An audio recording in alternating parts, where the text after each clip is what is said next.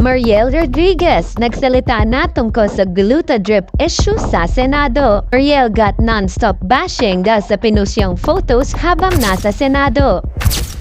Kahit saan daw, ginawa pang beauty salon ng Senado. Ano ba yan, Mariel? No decency in the Senate. Hintayin nyo, sasabihin na naman walang mali doon. Mariel didn't let this issue pass nang hindi niya na-explain ang kanyang side. Finally, nagsalita na ang misis ng senador during her live selling. Alam mo, i-clear na nga natin yan once and for all. Okay? I-clear na natin, kwento ko sa inyo kung ano nangyari. So, nagpunta po ako sa Senate for the Eddie Garcia bill. I was there to support the Eddie Garcia bill. At saka, alam nyo, sobra kasi ito talaga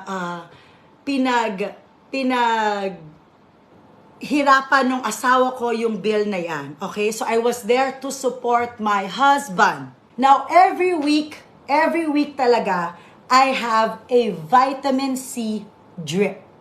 Okay?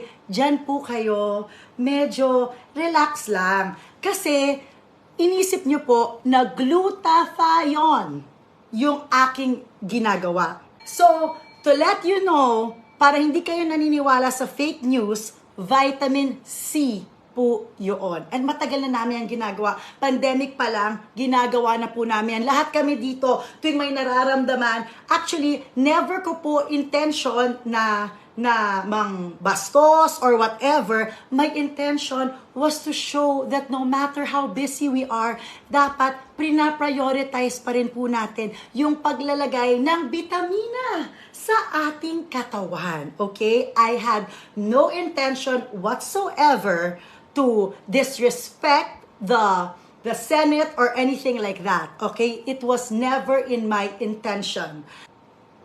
Okay? And then, para sa akin, alam mo, honestly, in my head, I was in my husband's office. Okay? So, siguro, yun yung on my part, baka nakita ninyo na hindi maganda kasi sa utak ko talaga, I was in my husband's office. Ganun lang. 'Di ba? So, I felt na safe place yon because opisina po ng asawa ko. Yun ang aking iniisip. Okay? Pero, nag-post ako. Kasi nga, hindi ko naman inisipan po ng masama. Wala naman po akong bad intention kahit konti.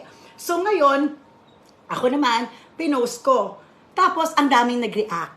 So to respect them, kasi nga parang, ay, oh my gosh, meron pala mga na-offend. Okay, sige, i-delete ko. So I deleted that post, but I never ever said that I was taking glutadrip.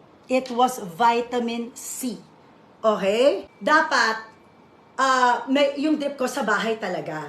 Kaya lang nga, tumagal, inintay ko po yung asawa ko na 9 o'clock, nasa opisina pa rin. So sabi ko, dito na lang, pumunta na lang sila, na hindi ko naman inisipan na, oh my gosh, maging national issue pala, diba? That's why I am saying sorry dun sa mga na-offend. Okay? But it was never my intention na i-offend kayo, gawing parang hindi ka respectable yung Senado. No, of course not. Okay? Anong say nyo sa issue na ito?